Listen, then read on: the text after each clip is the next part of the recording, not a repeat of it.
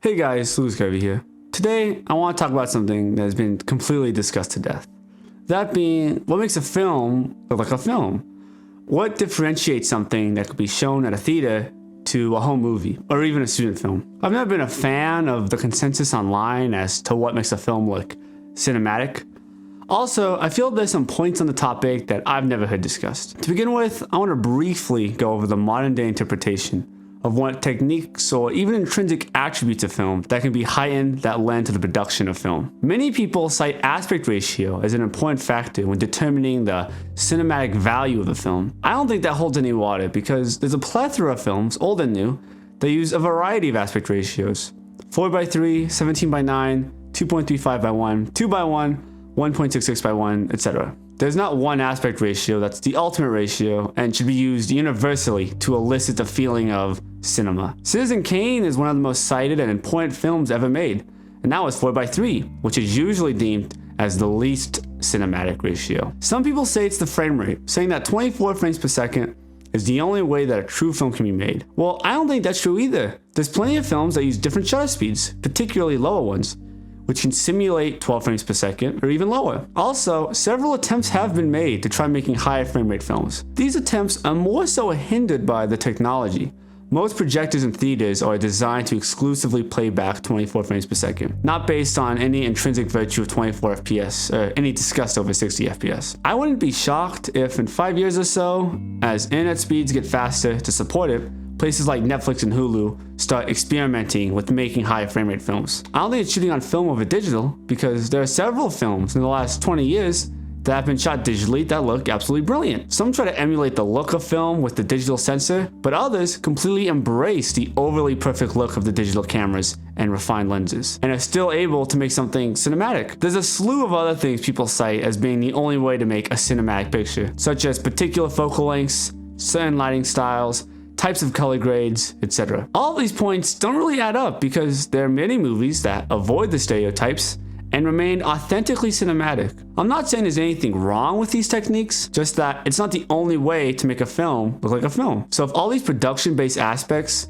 can't be attributed to the filmic look, then what can? Well, honestly, I don't think it's really production based at all, because there's films that don't particularly look good, but it still feels like a film while you're watching it, such as documentaries or even the found footage via cinema style in many contemporary fictional films. It seems to me that the filmic feel of a motion picture is derived from the actors more than anything. That might seem somewhat counterintuitive, but after thinking about it for a great deal of time, it seems that's the most likely case. The actor has a certain presence that they exude. There's a certain essence of the film which they remain loyal to throughout the whole work. I think the talent of the director or cinematographer, at least to a certain extent, is based on how well they are able to capture this presence of the actor. Because it's not as simple as putting the camera in front of them and saying action. People have developed the skills and abilities over their entire time on Earth to hyperanalyze other people and have a really good idea of what they're thinking and how they feel. We're very capable of detecting someone's presence, whether they're overly moody or jovial. Not a word must be said for people to detect these kinds of things. It becomes very tricky to convert this to the medium of film, because with movies, you're reduced to only two senses, sight and sound, which are both practically neutered in comparison to the real world. With sight,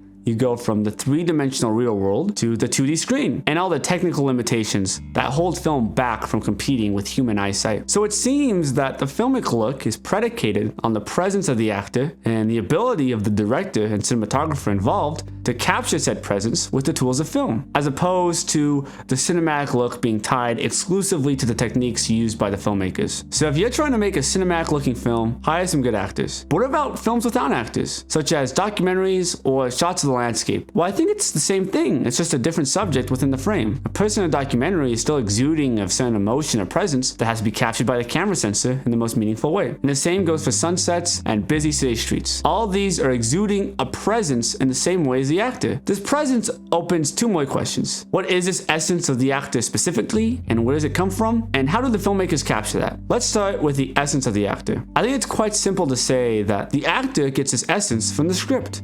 The same way the filmmakers try to capture the essence of the actor is trying to evoke the essence of the script, almost like a megaphone amplifying the speaker's voice. I think this is one of the most interesting and unique aspects of cinema. It's very multi-layered in terms of production, which leads it to being the most generational medium. With any art form, you're always starting near infinity. It's a blank canvas or an empty page in which you can start from anywhere, and as the process of making the work continues, you refine it and make it go from an infinite amount of possibilities and possible works it could eventually be, just down to one complete work. Film exaggerates this more than any other medium because there are very distinct parts of making a film. You write the script, and that's one level of breaking down infinity. Then you have to shoot the film, which is another form of infinity because you can shoot a film in an innumerable amount of ways. Then you have to edit it, which is also seemingly infinite. So then, what is this essence that is constantly passed down from one part of the creative process to another? I think that most films, really most art, is based off this progenitive essence, a certain feeling or instinct that pushes the artist to make the art. Instinct should always come first in creative endeavors, and consciousness should play a dissuasive role. I think most people, especially now, think the opposite and believe that all art should be consciously made, and that if it's made unconsciously,